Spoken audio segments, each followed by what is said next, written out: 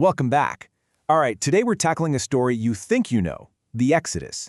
But we're going to look at it in a way that might just flip the whole thing on its head, revealing something much, much deeper. See, the big idea here is that the escape from Egypt, it's not just about a bunch of people getting their freedom.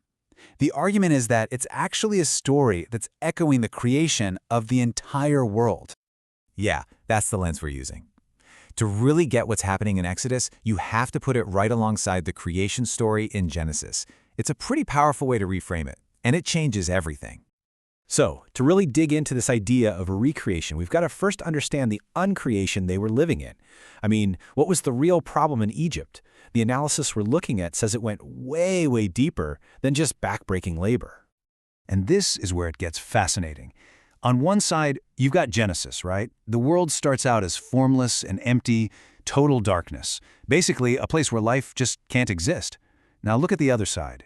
The argument here is that Pharaoh's Egypt, with all that grinding labor and hopelessness, was basically the same thing. It was a man-made version of that original primordial chaos.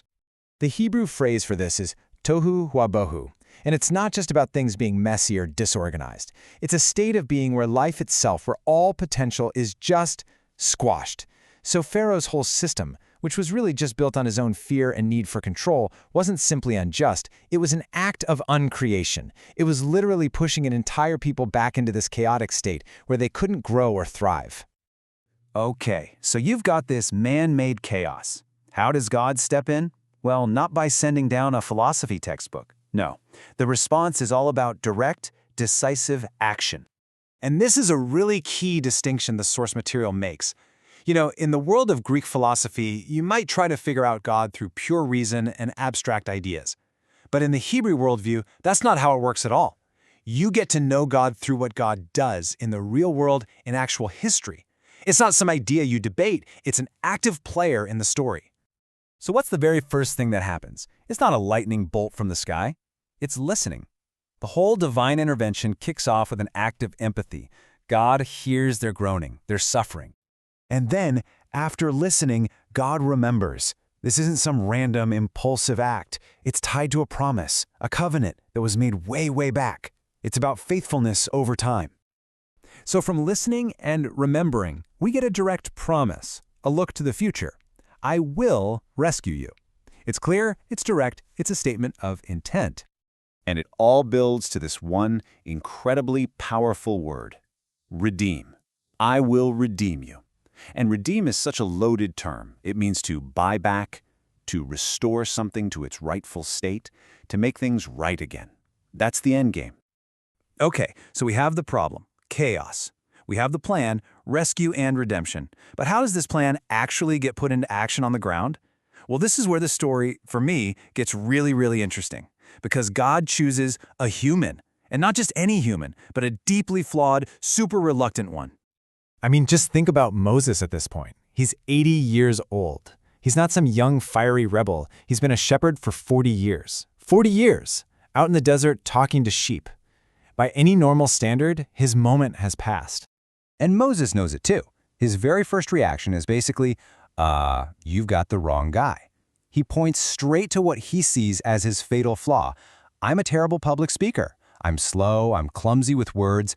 How in the world am I supposed to go stand before Pharaoh? And God's response is just amazing. He doesn't say, oh, don't worry, I'll give you a speech coach. Not at all. He completely sidesteps the issue and redefines the entire role. He tells Moses, I have made you like God to Pharaoh. Think about that. He's not just a messenger. He's now the divine representative, the face of God in this conflict. And right there, that's the mechanism of this whole recreation. Remember Genesis? God spoke, and order came from chaos. Let there be light. Well, now that exact same creative power is being channeled through a human being, through Moses' clumsy speech. God's word, spoken by a human, is what's going to dismantle Pharaoh's chaos and build a new reality. So what's the big takeaway here? The point of this whole analysis is that this story isn't just a dusty piece of ancient history. It's being presented as a kind of timeless model, a blueprint for what it means to be human. What this perspective tells us is that the world, well, it's not some finished project. It's still under construction, and we are invited to pick up a tool and get to work. The call, then, is for us to be like Moses, to look at the tohu huabohu, the chaos in our own world, and to use our words and our actions to bring order, to help in that ongoing work of making things better. And that really shifts the focus, doesn't it? It means the story isn't about just biding our time, waiting for some escape hatch out of a broken world.